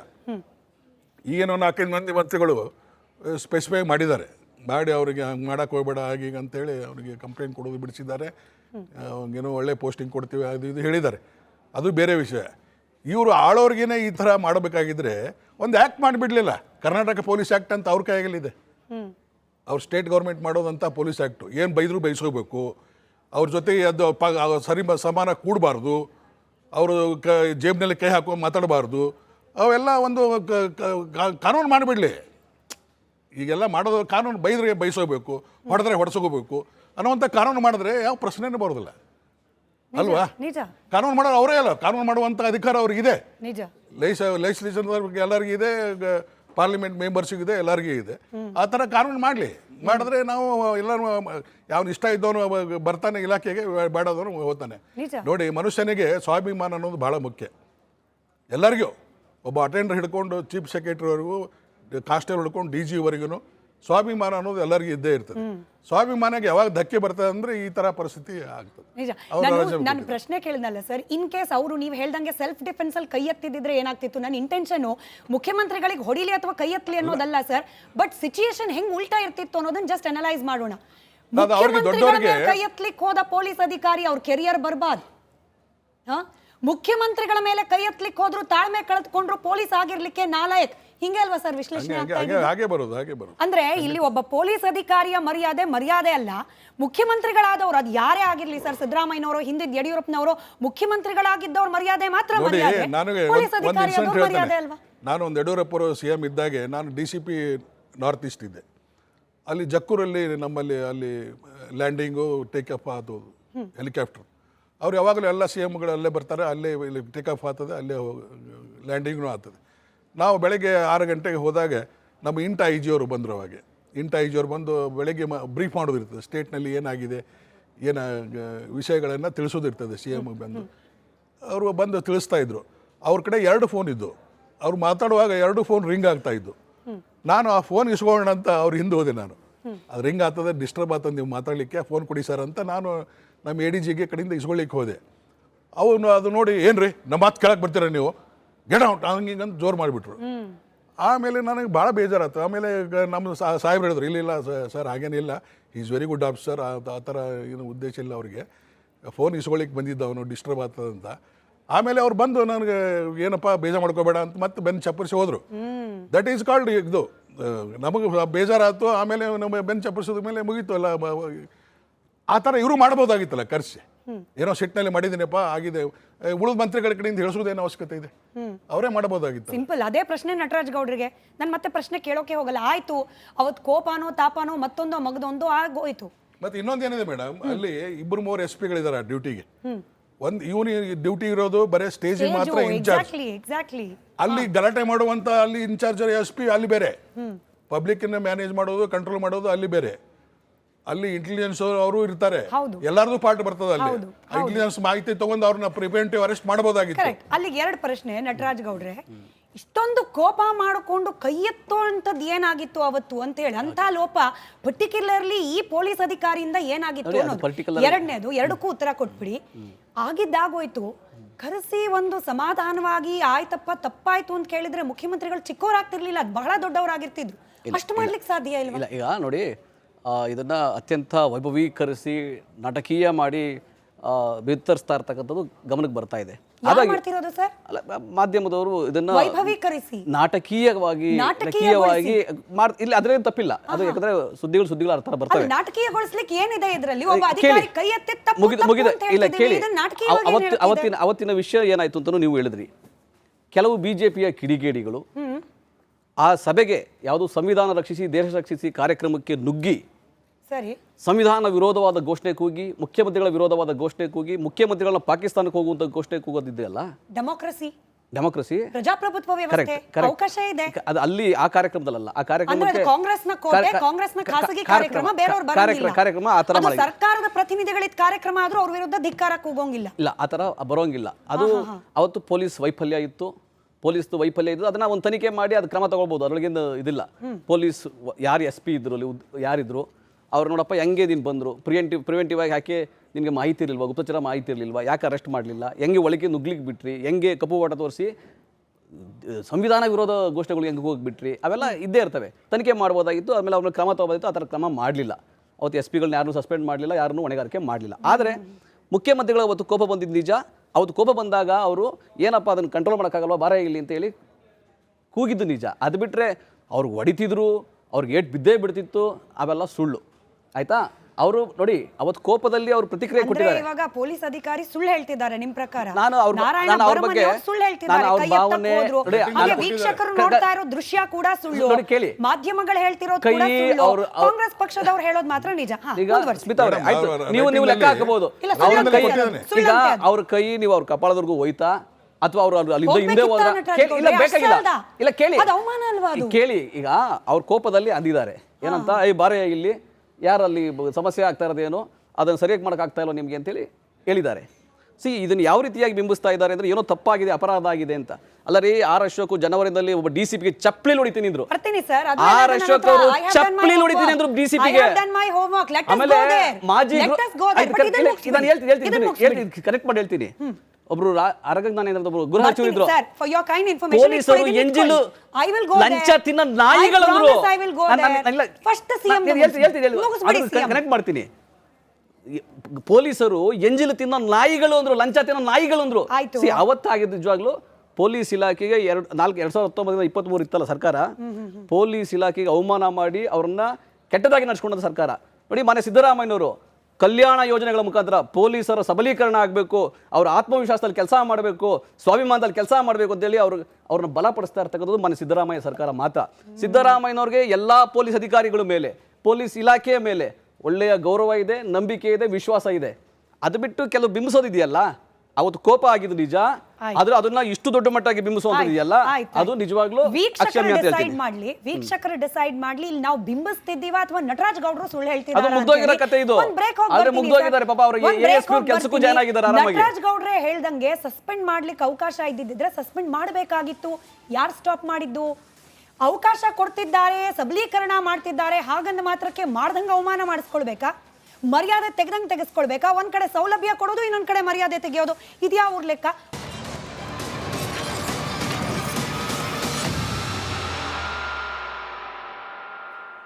Welcome back. ಮೋಹನ್ ವಿಶ್ವ ಅವರೇ, ನಟರಾಜ್ ಗೌಡ್ರು ಹೇಳಿದ್ದನ್ನು ಕೇಳಿಸ್ಕೊಂಡ್ರಿ. ಸಸ್ಪೆಂಡ್ ಮಾಡಬೇಕಾಗಿತ್ತು, ಮಾಡಲಿಲ್ಲ. ನಾವು ಅವ್ರಿಗೆ ಇನ್ಫ್ಯಾಕ್ಟ್ ಫೇವರ್ ಮಾಡಿದ್ದೀವಿ, ಸೌಲಭ್ಯ ಕೊಡ್ತಾ ಇದ್ದೀವಿ, ಅದು ಅವ್ರ ಮೇಲೆ ತೋರಿಸ್ತಿರೋ ಕರುಣೆ. ಹಿಂಗಾಗಿ ಅಬ್ಜೆಕ್ಟ್ ಮಾಡೋಂಗಿಲ್ಲ, ಕರುಣೆನೋ ಅಥವಾ ಸೌಲಭ್ಯ ಕೊಡಬೇಕಾಗಿರೋ ಹೊಣೆಗಾರಿಕೆ. ಹಂಗಾಗಿ ಅವ್ರು ಏನೋ ಮಾತನಾಡೋಂಗಿಲ್ಲ. ನಿಮ್ ಪ್ರತಿಕ್ರಿಯೆ ಅಷ್ಟೇ, ಪ್ರಶ್ನೆ ಇಲ್ಲ. ನೋಡಿ ಸ್ಮಿತಾ, ಈ ಸಿದ್ದರಾಮಯ್ಯನವ್ರಿಗೆ ಅಥವಾ ಕಾಂಗ್ರೆಸ್ನವ್ರಿಗೆ ಏನಾಗಿದೆ ಅಂದರೆ, ಈ ಒಂದು ಕಡೆ ಅಧಿಕಾರದ ದರ್ಪ, ಇನ್ನೊಂದು ಕಡೆ ಕುರ್ಚಿ ಎಲ್ಲಿ ಬಿದೋಗುತ್ತೋ ಅನ್ನೋ ಒಂದು ಫ್ರಸ್ಟ್ರೇಷನ್ನು, ಇದರ ನಡುವೆ ಸಿಕ್ಕಾಕೊಂಡಿರುವಂಥ ಸಿದ್ದರಾಮಯ್ಯನವರು ಒಂಥರ ಹ್ಯಾಬಿಚುವಲ್ ಅಫೆಂಡರ್ ಥರ ಬ್ಯಾಕ್ ಟು ಬ್ಯಾಕ್ ಅಧಿಕಾರಿಗಳನ್ನ ಟಾರ್ಗೆಟ್ ಮಾಡಿ ಈ ಕೆಲಸ ಮಾಡ್ತಾ ಇದ್ದಾರೆ. ಅರ್ಥ ಆಯ್ತಲ್ಲ? ನೀವು ನೋಡಿ, ವಿಜಯನಗರದಲ್ಲಿ ನಡೆದಂಥ ಒಂದು ಸರ್ಕಾರಿ ಕಾರ್ಯಕ್ರಮದಲ್ಲಿ ಅಲ್ಲಿ ದಿವಾಕರ್ ಡೆಪ್ಯೂಟಿ ಕಮಿಷನರ್ ಅವರು ಸ್ಟೇಜ್ ಮೇಲೆ ಕೂತಿದ್ರು ಅಂತ ಹೇಳಿ, ಯಾವನೇ ಇಲ್ಲಿ ಕೂತ್ಕೊಳ್ಳೋದಕ್ಕೆ ಅಂತ ಅವ್ರಿಗೆ ಬೈತಾರೆ. ನೆಕ್ಸ್ಟು ಇದೇ ಕಾರ್ಯಕ್ರಮಕ್ಕೆ ಬರೋದಾದ್ರೆ, ಬೆಳಗಾವಿ ಕಾರ್ಯಕ್ರಮಕ್ಕೆ ಬರೋದಾದ್ರೆ, ಇವರೇನೋ ಹೇಳ್ತಾರೆ ನಟರಾಜ್ ಗೌಡ್ರು BJPಯ ಕಿಡಿಗೇಡುಗಳು ಅಂತ. ಅವತ್ತು ಕೂತಿದ್ದಂಥ ಕಾಂಗ್ರೆಸ್ಸಿನ ಕಿಡಿಗೇಡಿಗಳ ಮುಂದೆ ನೀವು ಒಬ್ರು ಪೊಲೀಸ್ ಆಫೀಸರ್ ಮೇಲೆ ಕಪಾಳಕ್ಕೆ ಹೊಡೆಯುವಂಥ ಕೆಲಸ ಮಾಡಕ್ಕೆ ಹೋಗ್ತೀರಾ ಅಂತಂದ್ರೆ ಆ ಜೀವಕ್ಕೆ ಎಷ್ಟು ನೋವಾಗಿರ್ಬೇಡ. ಅದನ್ನೇ ಅವ್ರು ಬರ್ಕೊಂಡಿರೋದು ಮೇಡಮ್, ಇಲ್ಲಿ ಅದನ್ನೇ ಬರ್ಕೊಂಡಿರೋದಿಲ್ಲಿ ನೋಡಿ. ಇಲ್ಲಿ ಸಾರ್ವಜನಿಕವಾಗಿ ಮಾನ್ಯ ಮುಖ್ಯಮಂತ್ರಿಗಳಿಂದ ಕಪಾಳ ಮೋಕ್ಷ ತಪ್ಪಿಸಿಕೊಂಡಿದ್ದೇನೋ ಸರಿ, ಆದರೆ ಸಾರ್ವಜನಿಕವಾಗಿ ಆದ ಅವಮಾನದಿಂದಲ್ಲ. ಅದೇ ವೇದಿಕೆ ಮೇಲೆ ರಾಜ್ಯದ ಎಲ್ಲಾ ಕಡೆಯಿಂದ ಬಂದ ರಾಜಕೀಯ ಮುಖಂಡರು ಹಾಗೂ ಕಾರ್ಯಕ್ರಮಕ್ಕೆ ಆಗಮಿಸಿದ ಸುಮಾರು 10,000ಕ್ಕೂ ಹೆಚ್ಚು ಕಾಂಗ್ರೆಸ್ ಪಕ್ಷದ ಕಾರ್ಯಕರ್ತರು ಇದ್ದರು. ಅಂದ್ರೆ ಬೇಸಿಕಲಿ ನೀವಂತ ಒಂದು ಓಪನ್ ಫೋರಮ್ ಅಲ್ಲಿ ಒಬ್ಬ ಅಧಿಕಾರಿಗೆ ಈ ತರ ಅವಮಾನ ಮಾಡ್ತೀರಾ ಅಂತ ಹೇಳಿದ್ರೆ, ಅದಾದ ನಂತರ ಕನಿಷ್ಠ ಪಕ್ಷ ಸೈಡ್ ಕರೆದು ಅಥವಾ ಅದಾದ್ಮೇಲೆ ಸ್ವಲ್ಪ ದಿವಸಗಳ ನಂತರ ಒಂದು ಕ್ಷಮೆನೂ ಕೇಳೋದಿಲ್ಲ ಅಂತಂದ್ರೆ ನೀವು ಅಧಿಕಾರದ ದರ್ಪ ಅಲ್ದಿರ ಮತ್ತಿನ ಅನ್ಬೇಕು ಇದಕ್ಕೆ. ಆಮೇಲೆ ಕೋಪ ಬಂತು ನೋಡಿ ಮೇಡಮ್, ಅಲ್ಲಿ ಕಾಂಗ್ರೆಸ್ನವ್ರು ಮಾತ್ರ ಹಾಗಾದ್ರೆ ಪ್ರಜಾಪ್ರಭುತ್ವದಲ್ಲಿ ಕೇಂದ್ರ ಸರ್ಕಾರದ ವಿರುದ್ಧ ಬೆಳಗಾವಿನಲ್ಲೇ ಪ್ರೊಟೆಸ್ಟ್ ಮಾಡಬಹುದು. ಅದೇ ಕರ್ನಾಟಕ ಕಾಂಗ್ರೆಸ್ ಸರ್ಕಾರದ ವಿರುದ್ಧ ಸಾರ್ವಜನಿಕರು ಪ್ರೊಟೆಸ್ಟ್ ಮಾಡೋ ಹಾಗಿಲ್ಲ. ಇದು ಯಾವ ರೀತಿ ಸಂವಿಧಾನ ಹಾಗಾದ್ರೆ? ಇವ್ರ ಸಂವಿಧಾನದ ಬಗ್ಗೆ ಮಾತಾಡ್ತಾರಲ್ಲ ದೊಡ್ಡದಾಗಿ, ಇವ್ರ ಮಾತ್ರ ಪ್ರೊಟೆಸ್ಟ್ ಮಾಡ್ಬೋದಂತೆ, ಆಯ್ತಾ? ಸಾರ್ವಜನಿಕರ ಮಾತ್ರ ಪ್ರೊಟೆಸ್ಟ್ ಮಾಡಬಾರ್ದಂತೆ. This was double standard of Congress, ಗೊತ್ತಾಯ್ತಲ್ಲ? ಪ್ರತಿಭಟನೆ ಅಂತ ಮಾಡಿದಾಗ ಅದನ್ನ ಅರ್ಗಿಸ್ಕೊಳ್ಳುವಂತ ತಾಕತ್ತು, ಧೈರ್ಯ ಇರಬೇಕು. ಅದನ್ನ ಬಿಟ್ಬಿಟ್ಟು ನಿಮ್ಮ ಮೇಲೆ ಪ್ರತಿಭಟನೆ ಮಾಡೋದಕ್ಕೆ ಸಾರ್ವಜನಿಕರು ಬಂದ್ರು ಅಂತ ಹೇಳ್ಬಿಟ್ಟು ಬಿಜೆಪಿ ಅವರು ಯಾವ ಸಂವಿಧಾನ ವಿರೋಧಿ ಘೋಷಣೆಗೆ ಹೋಗಿದ್ದು? ಯಾವ ಸಂವಿಧಾನ ವಿರೋಧಿ ಘೋಷಣೆಗೆ ಹೋಗಿಲ್ಲ. ಅಲ್ಲಿ ಇದೇ ಸಂವಿಧಾನದಲ್ಲಿ ನಿಮಗೆ ಪ್ರತಿಭಟನೆ ಮಾಡೋದಕ್ಕೆ ಹಕ್ಕಿದೆ, ನೀವು ಮಾತ್ರ ಮಾಡ್ಬೋದಂತೆ. ಕೇಂದ್ರ ಸರ್ಕಾರದ ಮೇಲೆ ಸಾರ್ವಜನಿಕರ ಮಾತ್ರ ಮೇಲೆ ಮಾಡಬಾರ್ದಂತೆ. ಹಂಗ್ ಮಾಡಿದಕ್ಕೋಸ್ಕರ ನಿಮ್ಗೆಲ್ಲ ಆಫೀಸರ್ಗೆ ಕಪಾಳ ಮೋಕ್ಷ ಮಾಡೋದಕ್ಕೆ ಹೋಗೋದಂತೆ. I will tell you the history also madam. ಈ ಸರ್ಕಾರ ಅಧಿಕಾರಕ್ಕೆ ಬಂದ ಮೇಲೆ ಅಥವಾ ಹಿಂದಿನ ಸರ್ಕಾರದಲ್ಲೇ ತಗೊಳ್ಳಿ, ಇದು ಫಸ್ಟ್ ಟೈಮ್ ಅಲ್ಲ ನಿಮಗೆ. 2017 DYSP ಗಣಪತಿ ಮಡಿಕೇರಿ ಅವ್ರು ಏನ್ ಹೇಳಿದ್ರು? ಅವರು ಅವರು ಓಪನ್ ಆಗಿ ಲೈವ್ ಅಲ್ಲಿ ಕುತ್ಕೊಂಡು ನನಗೆ ಎಷ್ಟು ಟಾರ್ಚರ್ ಕೊಡ್ತಾ ಇದಾರೆ ಸರ್ಕಾರದವರು, ಗೃಹ ಸಚಿವರು, ಸರ್ಕಾರರು.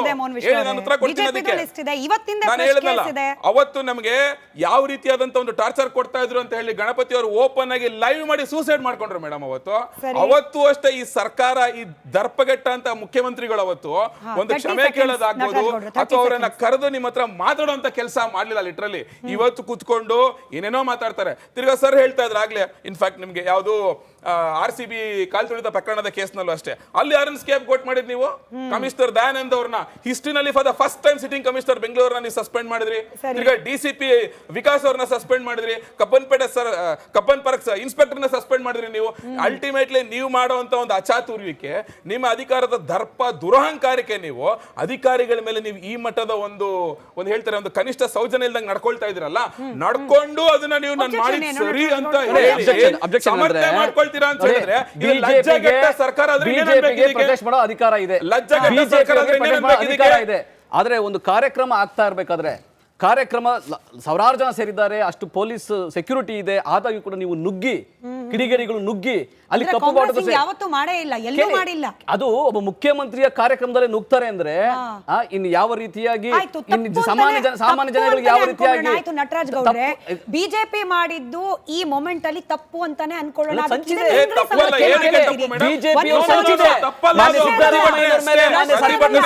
ಬಿಜೆಪಿ ಅವ್ರು ಬಂದ್ರು, ನಿಮ್ಮ ಮುಖ್ಯಮಂತ್ರಿಗಳಿಗೆ ಸಹಿಸ್ಲಿಕ್ಕೆ ಆಗ್ಲಿಲ್ಲ, ಎಲ್ಲವನ್ನ ಕೂಡ ಸರಿ ಅಂತ ನಿಮ್ಮ ಸಲುವಾಗಿ ಒಪ್ಪೋಣ. ಬಟ್ ಇದನ್ನ ಹೆಂಗ್ ಸಮರ್ಥಿಸ್ತೀರಿ? ಬಿಜೆಪಿ ಪ್ರೊಟೆಸ್ಟ್ ಮಾಡಿ ಕೋಪಗೊಂಡು ಕೈ ಎತ್ತಿದ್ರು, ಇದನ್ನ ಹೆಂಗ್ರಿ ಸಮರ್ಥನೆ ಮಾಡ್ಕೊಳ್ತೀರಿ? ಕೇಳಿಸ್ಕೊಳ್ಳಿ, ಅವತ್ತಿನ ಪ್ರತಿಭಟನೆಯಲ್ಲಿ ಅವತ್ತೇನಾದ್ರು ಬಂದು ನಮ್ಮ ಕಾರ್ಯಕ್ರಮದಲ್ಲಿ ಬಿಜೆಪಿಯ ಕಿಡಿಗೇಡಿಗಳು ಒಳ ನುಗ್ಗಿ ಅಲ್ಲಿ ಕೈ ಮಿಲಾಯಿಸಿ ಯಾರ ಪ್ರಾಣ ಹಾನಿ ಆಗಿದ್ರೆ, ಯಾರ ಮಾನ ಹಾನಿ ಆಗಿದ್ರೆ, ಯಾವ ರೀತಿಯಾಗಿ ವಿಕೋಪಕ್ಕೆ ಹೋಗಿದ್ರೆ ಯಾರು ಹೊಣೆಗಾರ ಆಗ್ತಾ ಇದ್ರು? ಕೇಳಿ, ಪೊಲೀಸ್ ಅವರೇ ಹೊಣೆಗಾರಿಕೆ. ಅವತ್ತು ಕೋಪದಲ್ಲಿ ಅವರು ಯಾವ ಕೈ ಎತ್ತಿಲ್ಲ, ಯಾರಿಗೂ ಹೊಡೆದು ಇಲ್ಲ ಬಿಡಿ, ಅದು ಮುಗ್ಧರ ವಿಷಯ, ಅದು ಮುಗ್ಧರ ವಿಷಯ. ಕೈ ಎತ್ತಿದ್ರೆ ಬಿಜೆಪಿ ಕೇಳಿ, ಅಲ್ಲೇ ಒಬ್ರು ಬಿಜೆಪಿ ಅವರು MP ಇದ್ರು, ಬಿಜೆಪಿ ಅವರು MP ಇದ್ರು, ಅಲ್ಲ ಪ್ರತಾಪ್ ಸಿಂಹ ಅಂತ ಬಿಜೆಪಿ MP ಇದ್ರು, ಪೊಲೀಸ್ ಬ್ಯಾರಿಕೇಡ್ ಅಲ್ಲಿ ಹೊಡೆದ್ಬಿಟ್ರಲ್ಲಿ. ಬ್ರೇಕ್ ಇಂದ ಬಂದ್ಮೇಲೆ ನಟರಾಜ್ ಗೌಡ್ರೆ, ಒಬ್ಬ ಕರ್ತವ್ಯ ನಿರತ ಪೊಲೀಸ್ ಅಧಿಕಾರಿ ಮೇಲೆ ಬೇರೆ ಯಾರಾದ್ರೂ ಹಿಂಗ್ ಕೈ ಎತ್ತಿದ್ರೆ ಇಷ್ಟೊತ್ತಿಗೆ ಅವ್ರ ಕತೆ ಬೇರೆನೆ ಆಗಿರ್ತಿತ್ತು. ಮುಖ್ಯಮಂತ್ರಿಗಳು ಪೊಲೀಸ್ ಕಾರ್ ಹಚ್ಚಿದ್ರಿ, ಪೊಲೀಸರ ಮೇಲೆ ಪ್ರತಾಪ್ ಸಿಂಹ ಕಾರ್ ಹಚ್ಚಿದ್ರು, ಪೊಲೀಸ್ ಮೇಲೆ ಪ್ರತಾಪ್ ಸಿಂಹ ಕಾರ್ ಹಚ್ಚಿದ್ರು, ಕಾರ್ ಹಚ್ಚಿ ಓಡೋಗಿದ್ರು, ಅರೆಸ್ಟ್ ಮಾಡ್ತಾರೆ ಅಂತ. ನಟರಾಜ್ ಗೌಡ್ರೆ ಬಂದ್ಮೇಲೆ ಲೆಟ್ ಅಸ್ ಎಕ್ಸ್ಪೋಸ್ ಎವ್ರಿಬಡಿ. ರಾಜಕಾರಣಿಗಳು ಪಕ್ಷಾತೀತವಾಗಿ, ಈಗ ಮೋಹನ್ ವಿಶ್ವ ತಮ್ಮ ಪಕ್ಷವನ್ನ ಡಿಫೆಂಡ್ ಮಾಡ್ಕೊಂಡು ಮಾತನಾಡ್ತಿದ್ರು, ಬ್ರೇಕ್ ಇಂದ ಬಂದ್ಮೇಲೆ ಹೆಂಗ್ ಡಿಫೆಂಡ್ ಮಾಡ್ಕೊಳ್ತಾ ನೋಡೋಣ. ಅವ್ರ ಅಧಿಕಾರ ಇರ್ತಾನೂ ಕೂಡ ಪೊಲೀಸ್ ಇಲಾಖೆಯ ಅಧಿಕಾರಿಗಳನ್ನ ಎಷ್ಟು ತುಚ್ಛವಾಗಿ ನೋಡ್ಕೊಳ್ಳಲಾಗಿದೆ ನೋಡೋಣ.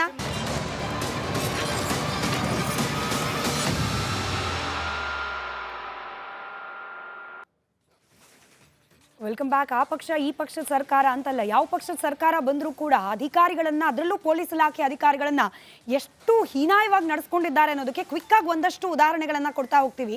ಕಾಂಗ್ರೆಸ್ ಪಕ್ಷ ಅಧಿಕಾರದಲ್ಲಿ ಇರೋದ್ರಿಂದ ಅದರಿಂದಾನೇ ಬ್ರೇಕಿಂಗ್ ಅಪ್ಡೇಟ್ ಮೂಲಕ ಗಮನಿಸ್ತಾ ಹೋಗೋಣ. ಮುಖ್ಯಮಂತ್ರಿಗಳು ಇದು ಮೊದಲ ಬಾರಿ ಅಲ್ವಲ್ಲ, ಈ ಬೆಳಗಾವಿಯಲ್ಲಿ ನಡೀತಾ ಇದ್ದ ಸಮಾವೇಶದಲ್ಲಿ ಕೈ ಎತ್ತಲಿಕ್ಕೆ ಹೋದ್ರು. ಹಿಂದೆ ನಿಮಗೆ ನೆನಪಿರ್ಬೋದು, ಬ್ರೇಕಿಂಗ್ ತಗೊಳ್ಳಿ ಸ್ಕ್ರೀನಲ್ಲಿ, DC ವೇದಿಕೆ ಮೇಲೆ ಕೂತಿದ್ದ DCಯನ್ನು ಹಿಂದೆ ಎದ್ದು ಹೋಗು ಅಂತ ಹೇಳಿ ಗದರ್ ಬಿಟ್ಟಿದ್ರು ಮುಖ್ಯಮಂತ್ರಿ ಸಿದ್ದರಾಮಯ್ಯನವರು. ಕೇವಲ ಪೊಲೀಸ್ ಅಧಿಕಾರಿಗಳು ಮಾತ್ರ ಅಲ್ಲ, ಆರೋಪ ಇರೋದು ಕಾಂಗ್ರೆಸ್ ಸರ್ಕಾರದಲ್ಲಿ ಅಧಿಕಾರಿಗಳಿಗೆ ನೆಮ್ಮದಿನೇ ಇಲ್ಲ. ವಾಲ್ಮೀಕಿ ಹಗರಣ, ಅಧಿಕಾರಿ ಚಂದ್ರಶೇಖರ್ ಆತ್ಮಹತ್ಯೆ, ಬಾಗಲಕೋಟೆ PSI ಪರಶುರಾಮ್ ಆತ್ಮಹತ್ಯೆ, ಬೆಳಗಾವಿ FDA ರುದ್ರಣ್ಣ, ಲಕ್ಷ್ಮೀ ಹೆಬ್ಬಾಳ್ಕರ್ ಅವರ ಆಪ್ತನ ಹೆಸರು ಬರೆದಿಟ್ಟು ಆತ್ಮಹತ್ಯೆ ಮಾಡಿಕೊಂಡ್ರು. ಶಾಸಕ ಸಂಗಮೇಶ್ ಅವರ ಪುತ್ರನಿಂದ ಮಹಿಳಾ PSI ಮೇಲೆ ನಿಂದನೆ. ಇನ್ನು RCB ಕಾಲ್ ತುಳಿತ, ಆಗ್ಲೇ ಮೋಹನ್ ವಿಶ್ವ ಪ್ರಸ್ತಾಪ ಮಾಡ್ತಿದ್ರು. ಕಾಲ್ ತುಳಿತ ಪ್ರಕರಣದಲ್ಲೂ ಕೂಡ ಶಿಕ್ಷೆ ಆಗಿದ್ದು ಪೊಲೀಸರಿಗೇನೆ. ಹಗಲೆಲ್ಲ ಕರ್ತವ್ಯ, ಹಗಲು ರಾತ್ರಿಯೆಲ್ಲ ಕರ್ತವ್ಯ ನಿರ್ವಹಿಸಿದ ಪೊಲೀಸರನ್ನ ಅಮಾನತು ಮಾಡಲಾಯಿತು. ಅಲ್ಲಿಗೆ ಕಾಂಗ್ರೆಸ್ ಸರ್ಕಾರದಲ್ಲಿ ಅಧಿಕಾರಿಗಳು ಒತ್ತಡದಲ್ಲೇ ಕೆಲಸ ಮಾಡಬೇಕು, ಶಿಕ್ಷೆಯನ್ನ ಕೂಡ ಅನುಭವಿಸಬೇಕು ಅನ್ನೋ ರೀತಿಯ ವಾತಾವರಣ ಇದೆಯಾ ಅಂತ ಹೇಳಿ DCM DK ಶಿವಕುಮಾರ್ ಅವರು DCM ಆಗೋಕ್ ಮುಂಚೆ ಆಡಿದ ಒಂದು ಮಾತು. ಅದಾದ ಮೇಲೆ ಮುಖ್ಯಮಂತ್ರಿಗಳು DC ಅವರಿಗೆ ಅವಮಾನ ಮಾಡಿದ್ದು, ಅದೆರಡನ್ನ ಗಮನಿಸಿ.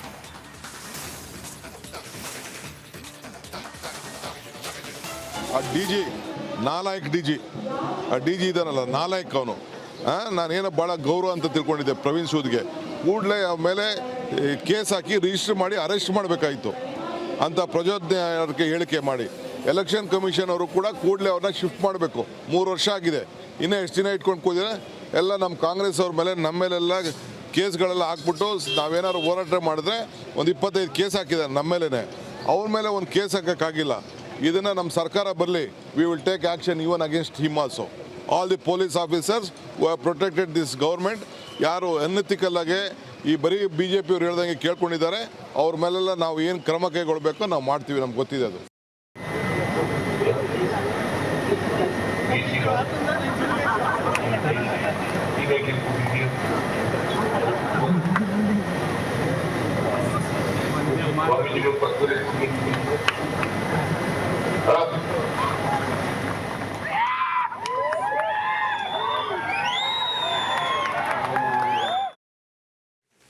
ಮಾತ್ರಕ್ಕೆ ಕೇವಲ ಕಾಂಗ್ರೆಸ್ ನಾಯಕರು ಮಾತ್ರ ಹಿಂಗೆ ವರ್ತನೆ ಮಾಡಿರೋದು, ಬಿಜೆಪಿಯಿಂದ ಇಂಥ ಪ್ರಮಾದ ಆಗೇ ಇಲ್ವಾ? ಅದಕ್ಕೂ ಒಂದೆರಡು ಉದಾಹರಣೆ ಕೊಟ್ಬಿಡ್ತೀವಿ. ಬಿಜೆಪಿಯಿಂದಲೂ ಕೂಡ ಇಂಥದ್ದೇ ಅಧಿಕಾರಿಗಳನ್ನ ಅವಮಾನ ಮಾಡುವಂತಹ ಪ್ರಕರಣಗಳು ನಡೆದು ಹೋಗಿದೆ. ಇವತ್ತಿಂದೇ ತಗೊಳ್ಳಿ, MLC ರವಿಕುಮಾರ್ ಹಿಂದೆ ಮಹಿಳಾಧಿಕಾರಿಯನ್ನ ನಿಂದಿಸಿದ್ರು ಅಂತ ಹೇಳಿ ಆಲ್ರೆಡಿ ಪ್ರಕರಣವನ್ನು ಎದುರಿಸಿದ್ದಾರೆ. ಇದೀಗ ಸರ್ಕಾರದ ಮುಖ್ಯ ಕಾರ್ಯದರ್ಶಿಗಳಿಗೂ ಕೂಡ ಅಪಮಾನ ಆಗೋ ರೀತಿಯಲ್ಲಿ ಮಾತನಾಡಿದ್ದಾರೆ ಶಾಲಿನಿ ರಜನೀಶ್ ಅವರಿಗೆ. ಹಿಂದೆ ಗೃಹ ಸಚಿವರಾಗಿದ್ದಾಗ ಆರಗ ಜ್ಞಾನೇಂದ್ರ ಅವರು, ನಟರಾಜಗೌಡರು ಹೇಳ್ತಾ ಇದ್ರು, ಪೊಲೀಸರಿಗೆ ಇನ್ನಿಲ್ದಂಗೆ ಪದಗಳನ್ನ ಪ್ರಯೋಗ ಮಾಡಿಬಿಟ್ಟಿದ್ರು. ಪುಣ್ಯ ಅವತ್ತು ಯಾರು ಎದುರುಗಡೆ ಇರಲಿಲ್ಲ, ಪೊಲೀಸ್ ಅಧಿಕಾರಿಗಳು ಇದ್ದಿದ್ರೆ ಏನಾಗ್ತಿತ್ತೋ ಗೊತ್ತಿಲ್ಲ. ರಾಜಕಾರಣಿಗಳ ಬಾಯಿಗೆ ಕಡಿವಾಣನೇ ಇಲ್ವಾ ಅಂತ ಅನ್ನಿಸ್ಬಿಡುತ್ತೆ. ಪಕ್ಷಾತೀತವಾಗಿ ಬಿಜೆಪಿಯವ್ರದ್ದು ಅದೇ ಕತೆ, ಕಾಂಗ್ರೆಸ್ನವ್ರದ್ದು ಅದೇ ಕತೆ. ಆರಗ ಜ್ಞಾನೇಂದ್ರ ಅವ್ರದ್ದು, ಹಾಗೆ ಹರೀಶ್ ಪೂಂಜಾ ಅವ್ರದ್ದು ಒಂದು ಇದೆಯಪ್ಪ ಪ್ರಕರಣ, ಪೊಲೀಸ್ ಸ್ಟೇಷನ್ ಒಳಗೆ ನುಗ್ಗಿದ್ದು, ಅದನ್ನು ಪ್ಲೇ ಮಾಡಬೇಕು.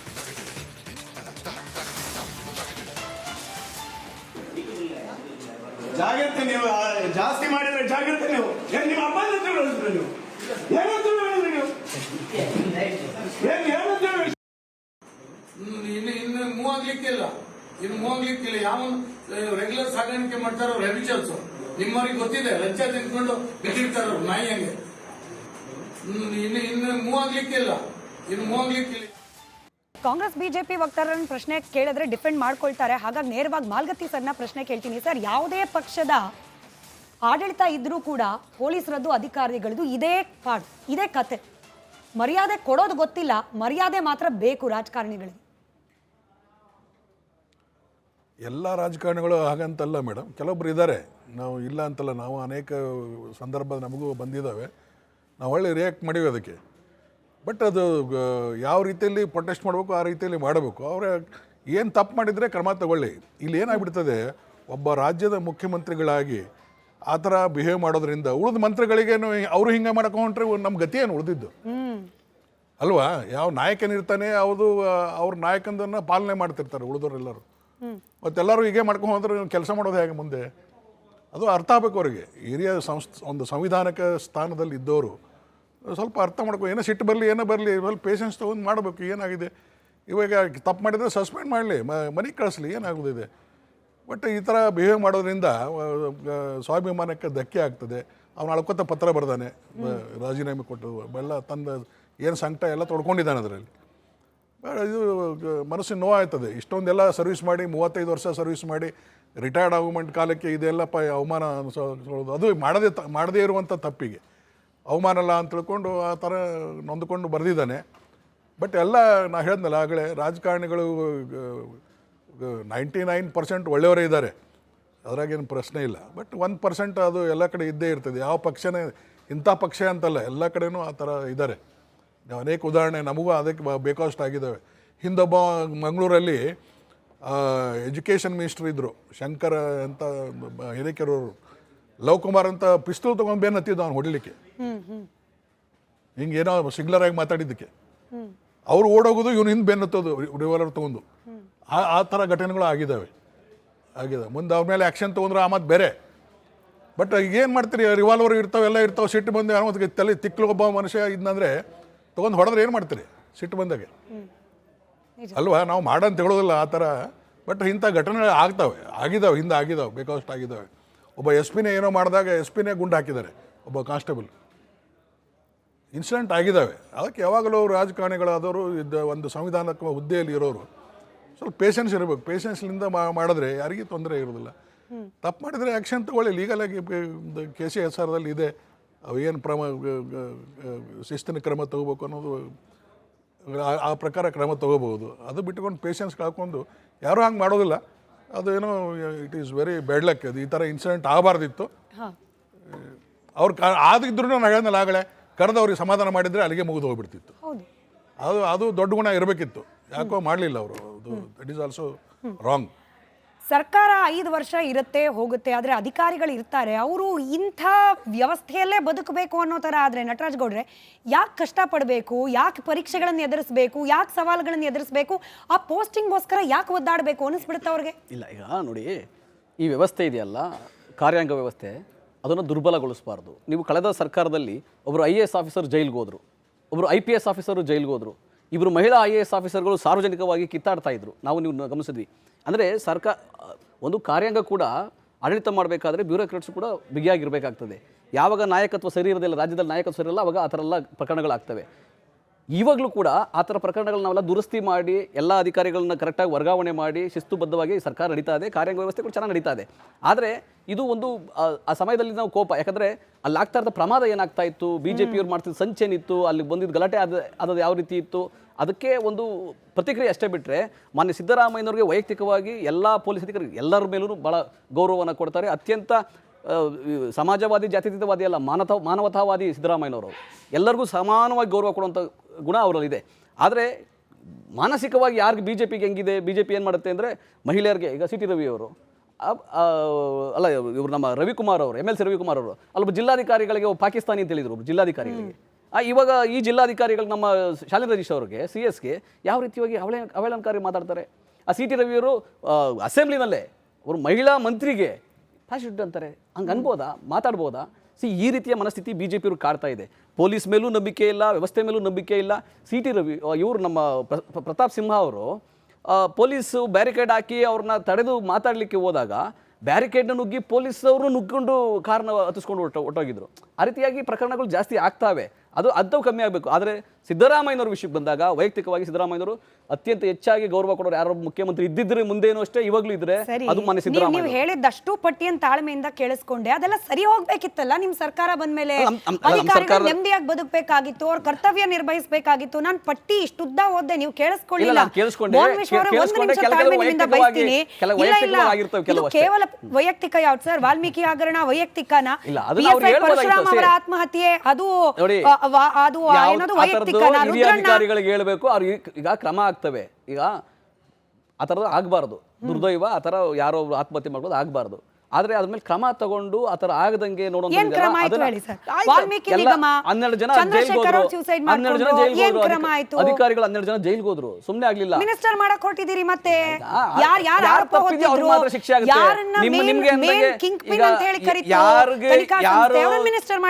ಯಾರು ತಪ್ಪಿತಸ್ಥಿರ್ತಾರೋ ಅವ್ರ ಶಿಕ್ಷೆ ಆಗುತ್ತೆ. ಅಮಾಯಕರಿಗೆ ಶಿಕ್ಷೆ ಆಗ್ಬೇಕಂತ ಏನು ಹೇಳಿಲ್ಲ. ಚಂದ್ರಶೇಖರ್ ಅವ್ರ ಮನೆಯವ್ರು ನೋಡ್ತಿರ್ತಾರೆ, ನಿಮ್ ಸರ್ಕಾರ ನೋಡ್ತಿರ್ತಾರೆ. 12 ಜನ ಜೈಲ್ಗೆ ಹೋದ್ರು ಆ ಪ್ರಕರಣದಲ್ಲಿ. 12 ಜನ ಅಧಿಕಾರಿಗಳು ಜೈಲ್ಗೆ ಹೋದ್ರು. ಅದೇ ಆಮೇಲೆ ಕ್ರಮ ತಗೊಳ್ಳೋದಂದ್ರೆ ಆ ಥರ. ಆಮೇಲೆ ಈಗ ಕಾಲ್ ತುಳಿತ ಆಯ್ತಲ್ಲ, IPL ವಿಷಯದಲ್ಲಿ ಕಾಲ್ ತುಳಿತ ಆದಾಗ ಯಾರು ಹೊಣೆಗಾರಿಕೆ ಕೂಲಂಕುಷವಾಗಿ ನಾವು ಒಂದು ಮ್ಯಾಜಿಸ್ಟ್ರೇಟ್ ತನಿಖೆ ಕೂಡ ಆದೇಶ ಮಾಡಿದ್ವಿ, ಸಿಡಿ ತನಿಖೆ ಆದೇಶ ಮಾಡಿದ್ವಿ.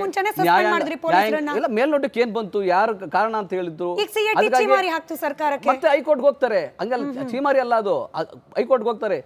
ಇಲ್ಲಿ ನ್ಯಾಯಾಧಿಕರಣ ಇದೆಯಲ್ಲ, ನ್ಯಾಯ ಅನ್ನೋದು ಎಲ್ಲರಿಗೂ ಸಿಗ್ತದೆ. ಯಾರು ತಪ್ಪಿತಸ್ಥ ಅಧಿಕಾರಿಗಳಿದ್ರು ಅವ್ರನ್ನ ಸಸ್ಪೆಂಡ್ ಮಾಡಬೇಕಾದ್ದು, ಅದನ್ನು ವಕಾಲತ್ ವಹಿಸಬಾರ್ದು. BJP ಅವರಾಗಲಿ ಇನ್ನೊಬ್ಬರಾಗಲಿ ಅದನ್ನು ವಕಾಲತ್ ವಹಿಸಬಾರ್ದು. ತನಿಖೆ ಆಗೋವರೆಗೂ ತಪ್ಪಿತಸ್ಥರು ಆರೋಪಿಗಳೇ. ಹಂಗಂತ ನಾವು ಅವ್ರು ಬಿಟ್ಬಿಟ್ರೆ, ಹಂಗೆ ಬಿಟ್ಬಿಟ್ರೆ ಆ ಥರ ಲೋಪಗಳಾಗ್ತವೆ. ಭದ್ರತಾ ವೈಫಲ್ಯ ಯಾರ್ದಿತ್ತು ಮತ್ತು ಅದನ್ನ ಗುಪ್ತಚರ ಇಲಾಖೆ ವೈಫಲ್ಯ ಯಾರ್ದಿತ್ತು? ಮೋಹನ್ ವಿಶ್ವ ಅವರೇ, ಹಿಂದಿನ ಕೆಲ ಉದಾಹರಣೆಗಳು ಆಯ್ತದ ಆಗ ಹೋಗಿದೆ ಅಂತ ಹೇಳಿ ಕೈ ಬಿಡ್ಲಿಕ್ಕೆ ಸಾಧ್ಯ ಇಲ್ಲ. ಯಾಕಂದ್ರೆ ನಿಮ್ಮ ಪಕ್ಷದ ಸರ್ಕಾರ ಇದ್ದಾಗಲೂ ಕೂಡ ಕೆಲ ನಾಯಕರ ವರ್ತನೆ ಹಿಂಗೆ ಇತ್ತು. ನೋಡಿ ಸ್ಮಿತಾ, ನಾನು ಕಾಂಗ್ರೆಸ್ ಅವ್ರ ತರ ಎಸ್ಕೇಪ್ ಗಿರಾಕಿ ಅಲ್ಲ, ಆಯ್ತಲ್ಲ. ರವಿಕುಮಾರ್ ಅವರ ಪ್ರಕರಣದಲ್ಲಿ ಅವತ್ತು ಅವರು ಕ್ಷಮೆ ಕೇಳೋದಕ್ಕಿಂತ ಮುಂಚೆ ಯಾವತ್ತೂ ಕೂಡ BJP ಕಾಂಗ್ರೆಸ್ ಅವ್ರ ತರ ಡಿಫೆಂಡ್ ಮಾಡ್ಕೊಂಡಿರಲಿಲ್ಲ. Let me be very clear. ನೀವು ತೆಗೆದು ನೋಡಿ, ಆಯ್ತಲ್ಲ. ಅದಾದ್ಮೇಲೆ ರವಿಕುಮಾರ್ ಅವರು ಬಹಿರಂಗವಾಗಿ ಓಪನ್ ಆಗಿ ಅಪಾಲಜಿ ಕೇಳಿದ್ರು, ಆಯ್ತಲ್ಲ, ಹೌದು ನಾನು ಮಾಡಿದ ತಪ್ಪು ಅಂತ ಹೇಳಿ, ಆಯ್ತಲ್ಲ. ತಿರ್ಗಿ ಆರಾಗ ಜ್ಞಾನೇಂದ್ರ ಅವ್ರ ವಿಚಾರದಲ್ಲೂ ಅಷ್ಟೇನೆ ಅವರು ಸ್ಪೆಸಿಫಿಕ್ ಆಗಿ ಅದಾದ್ಮೇಲೆ ಇಮಿಡಿಯೇಟ್ ಕ್ಲಾರಿಫೈ ಮಾಡಿದ್ರು. ಯಾವಾಗ ಕಾಂಗ್ರೆಸ್ ಪ್ರೇರಿತ ಕೆಲವು ಕಿಡಿಗೇಡಿಗಳು ಅವತ್ತು ಒಂದು ಗೋ ರಕ್ಷಣೆ ಮಾಡ್ತಿದ್ದಂಥವ್ರ ಮೇಲೆ, ಹಿಂದೂ ಕಾರ್ಯಕರ್ತರ ಮೇಲೆ ಕಾರ್ ಹಚ್ಚಿಸಿ ಆಲ್ಮೋಸ್ಟ್ ಸಾಯೋ ಸ್ಟೇಜ್ ಕರ್ಕೊಂಡು ಹೋಗ್ಬಿಟ್ಟಿದ್ರು. ಅವ್ರನ್ನ ಕರ್ಕೊಂಡೋಗಿ ಮಣಿಪಾಲ್ ಆಸ್ಪತ್ರೆಯಲ್ಲಿ ಅವತ್ತು ರಾತ್ರೋರಾತ್ರಿ ಅಡ್ಮಿಟ್ ಮಾಡಿ ಅದರಲ್ಲಿ ಒಂದಷ್ಟು ಜನ ಪೊಲೀಸರು ಶಾಮೀಲಾಗಿ ಲಂಚ ತಗೊಂಡು ಅವ್ರ ಜೊತೆ ಸೇರ್ಕೊಂಡಿದ್ದಾರೆ ಅನ್ನೋ ಒಂದು ಸಿಟ್ನಲ್ಲಿ ಅವ್ರ ಹೇಳಿದ್ರು ಅವರು. ಅದನ್ನ ಕ್ಲಾರಿಫಿಕೇಶನ್ ಕೊಟ್ರಿ ಇಮಿಡಿಯೇಟ್ ಆಗಿ, ಅರ್ಥ ಆಯ್ತಲ್ಲ. ಅದಾದ ನಂತರ ತಿರ್ಗಾ ನಿಮ್ಗೆ ಹೇಳ್ಬೇಕು ಅಂತ ಹೇಳಿದ್ರೆ, ಯಾರಾದ್ರೂ ಅಷ್ಟೇ ಬಿಜೆಪಿ ಸರ್ಕಾರದ ಅವಧಿನಲ್ಲಿ ಅಧಿಕಾರಿಗಳಿಗೆ ಈ ತರ ಆಗಿದೆ ಅಂತ ಹೇಳಿ ಈ ತರ ಓಪನ್ ಆಗಿ ಪತ್ರ ಬರೆದಿರೋದು ತೋರಿಸ್ರಿ, ಪತ್ರ ಬರೆದಿರೋದು ತೋರಿಸ್ರಿ. ಯಾರಾದ್ರೂ ಒಬ್ರು ಪೊಲೀಸ್ ಅಧಿಕಾರಿಗಳು ತಿರ್ಗಾ ಮಾಲ್ಗತ್ತಿ ಸರ್ ಹೇಳಿದ್ರು ಸ್ಟಾರ್ಟಿಂಗ್ ಯಡಿಯೂರಪ್ಪನವ್ರು ಮುಖ್ಯಮಂತ್ರಿಗಳಾಗಿದ್ದಾಗ ಈ ತರ ಒಂದು ಆಯ್ತು, ಅದಾದ್ಮೇಲೆ ಮತ್ತೆ ಅವ್ರು ಕರೆದ್ಬಿಟ್ಟು ಬೇಜಾರು ಮಾಡ್ಕೊಂಬಿಡಪ್ಪ ಅಂತ ಬೆನ್ ತಟ್ಟಿದ್ರು ಅಂತ ಹೇಳಿ. ನಾವು ಕೇಳ್ತಿರೋದು ಅದಲ್ವಾ, ನೀವು ನಿಮ್ಮ ಅಧಿಕಾರದ ದರ್ಪ ದುರಹಂಕಾರ ಯಾವ ಮಟ್ಟಕ್ಕಿದೆ ಅಂತ ಹೇಳಿದ್ರೆ, DYSP ಗಣಪತಿ ಓಪನ್ ಆಗಿ ವಿಡಿಯೋ ಮಾಡಿ ಸೂಸೈಡ್ ಮಾಡ್ಕೊಂಡಾಗ್ಲೂ ನಿಮಗೆ ಏನು ಅವ್ರ ಮೇಲೆ ಕರುಣೆ ಬರೋದಿಲ್ಲ. ಇಲ್ಲೂ ಅಷ್ಟೇ, ನಿಮಗೆ ಚಂದ್ರಶೇಖರನ್ ವಾಲ್ಮೀಕಿ ಹಗರಣದಲ್ಲಿ ನಿಮಿಷ ಮುಗಿಸ್ಬಿಡ್ತೀನಿ. ಸ್ಪೆಸಿಫಿಕ್ ಆಗಿ ಅವರು ಮಂತ್ರಿ ನಾಗೇಂದ್ರನ ಹೆಸರು ಹೇಳಿದ ನಂತರವೂ ಸಹ ನೀವು SIT ರಚನೆ ಮಾಡ್ಬಿಟ್ಟು SIT ನಲ್ಲಿ ನಾಗೇಂದ್ರ ಹೆಸರೇ ಇಲ್ಲ ಅಂತ ಹೇಳ್ಬಿಟ್ಟು ಒಂದಷ್ಟು ಜನ ಸ್ಕೇಪ್ ಗೋಟ್ಗಳನ್ನ ಹುಡುಕ್ಬಿಟ್ಟು ಅವ್ರನ್ನ FIR ಹಾಕಿ ಅವ್ರನ್ನ ಜೈಲಿಗೆ ತಳ್ಳಿದ್ರಲ್ಲ. ನೀವು ಯಾವ CM ನ್ಯಾಯ ಕೊಡ್ತಾ ಇದ್ದೀರಾ ತಿರ್ಗಾ ನೀವು? ಮತ್ತೆ RCB ಕಾರ್ತುಳಿತ ಪ್ರಕರಣದಲ್ಲೂ ಅಷ್ಟೇ ನಿಮಗೆ A1 A2 A3 ಆಗ್ಬೇಕಾಗಿರೋದು ಸಿದ್ದರಾಮಯ್ಯನವರು, DK ಶಿವಕುಮಾರ್, ಪರಮೇಶ್ವರ್ ಅವರು. ನೀವು ಅಲ್ಲೂ ಅಷ್ಟೇ ನೀವು ಅಧಿಕಾರಿಗಳ ತಲೆಗೆ ಕಟ್ಟಿಬಿಟ್ಟು ನೀವು ಅಧಿಕಾರಿಗಳನ್ನ ಸಸ್ಪೆಂಡ್ ಮಾಡ್ಬಿಟ್ಟು ನೀವು ಮಾಡೋ ಒಂದು ಕರ್ಮಕ್ಕೆ, ನಿಮ್ಮ ಒಂದು ದುರುಪಯೋಗಕ್ಕೆ, ಇದಕ್ಕೆ ನಿಮ್ಮ ದರ್ಪಕ್ಕೆ, ನಿಮ್ಮ ದುರಹಂಕಾರಕ್ಕೆ ನೀವು ಪ್ರತಿ ಬಾರಿನೂ ಅಧಿಕಾರಿಗಳ ತಲೆಗೆ ನೀವು ಒಂದು ಕೆಟ್ಟ ಸೂತ್ರ ಮಾಡಿ ಅವ್ರನ್ನ ಸಸ್ಪೆಂಡ್ ಮಾಡೋದು.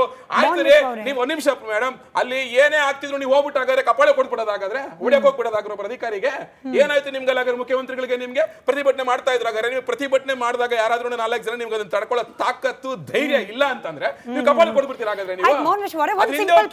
ಒಂದು ಕ್ಷಮೆ ಕೇಳ್ಬೋದಿತ್ತಲ್ಲ ನೀವು?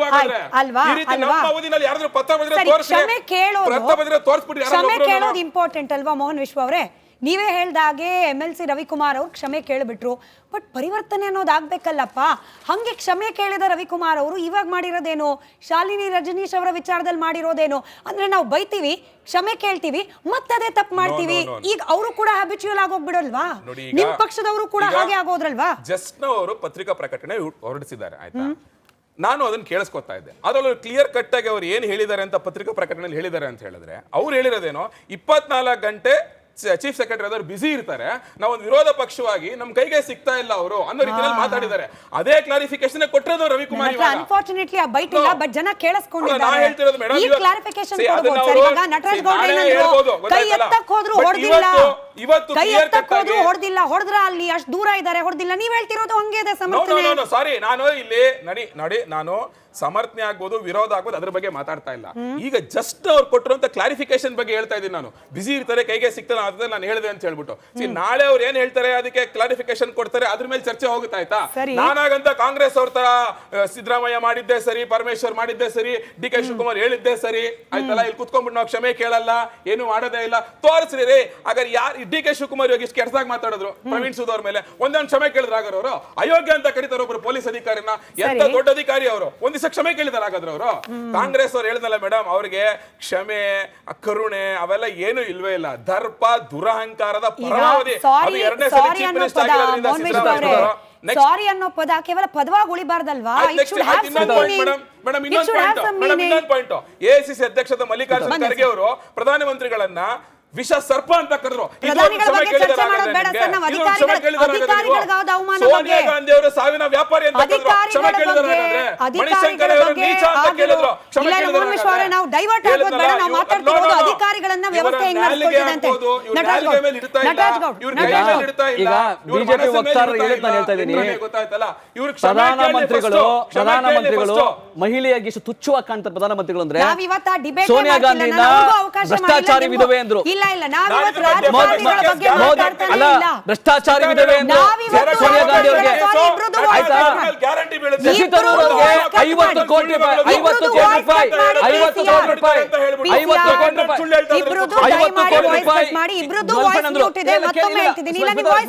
ಹಂಗಿಲ್ಲ. ನೀವು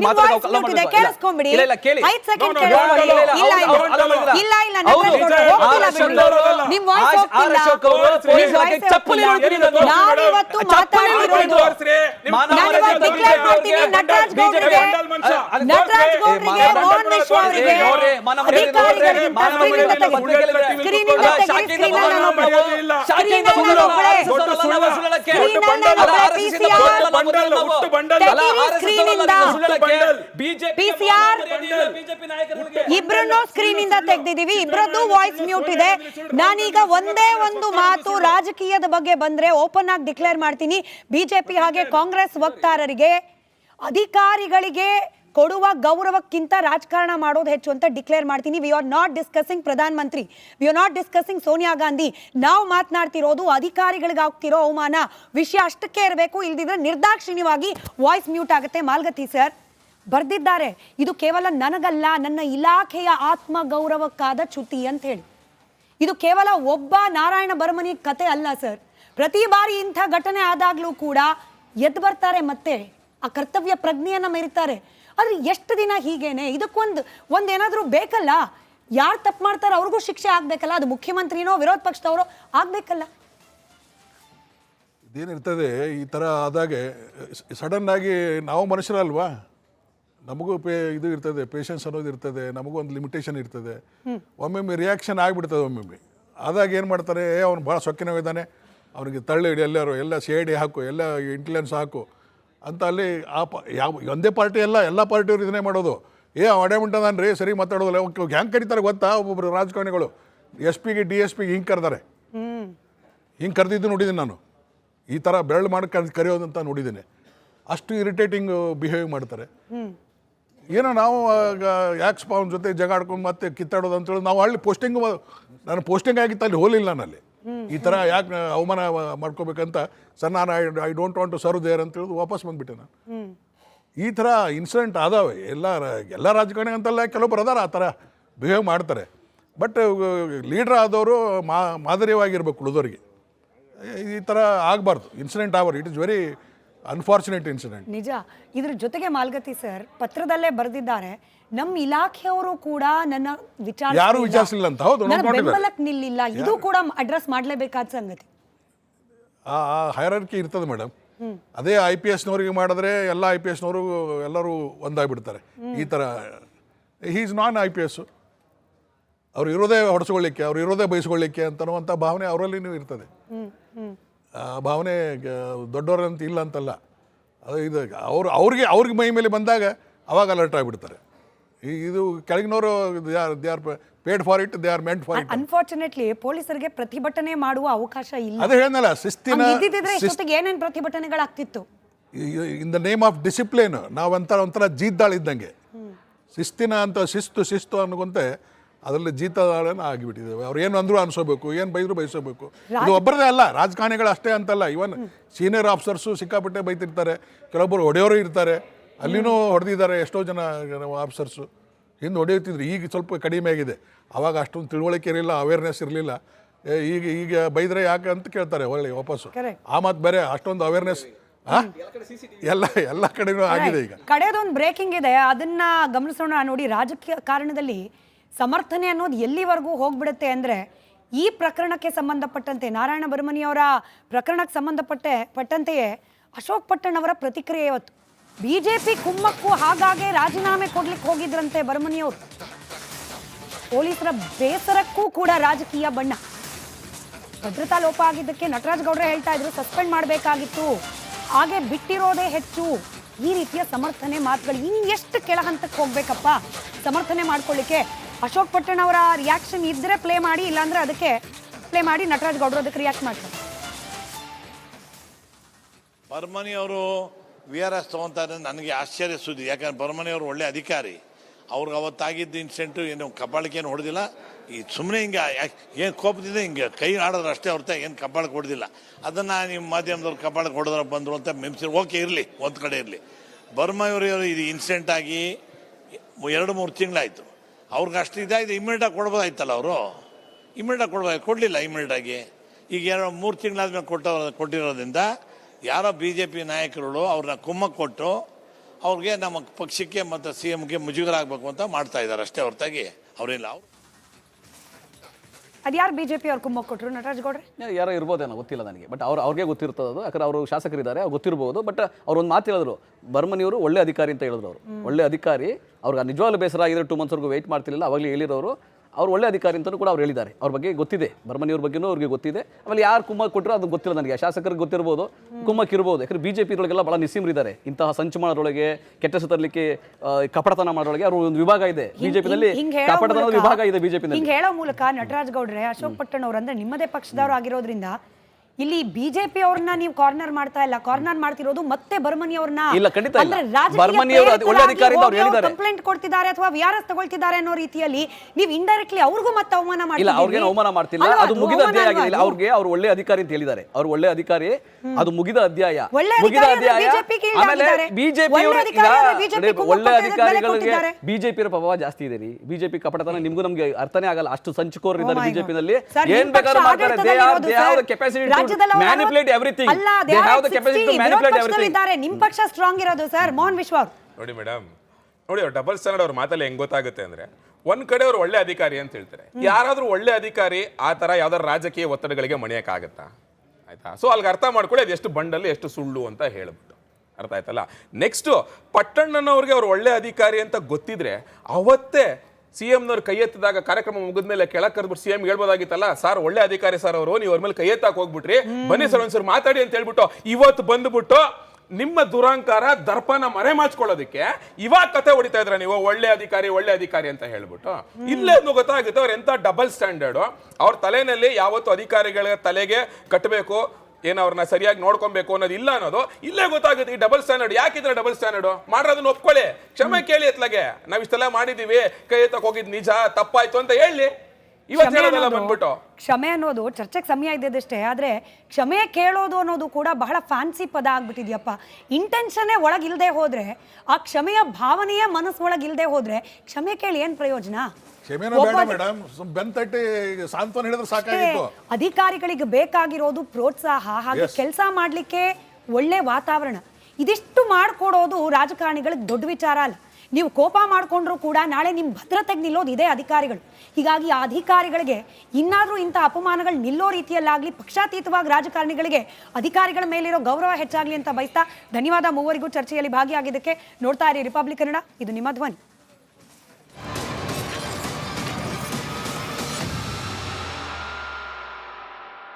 ಚಹಾದ ಸ್ವೀಟೆಸ್ಟ್ MDHD+ ನಿಂದಲೇ ಬರುತ್ತೆ. ಗಂಟು ಕಟ್ಟಿಕೋ ಲವಂಗ, ಹಸಿರು ಏಲಕ್ಕಿಯಿಂದ ತುಂಬಿದ MDHD+ ಮಸಾಲೆ.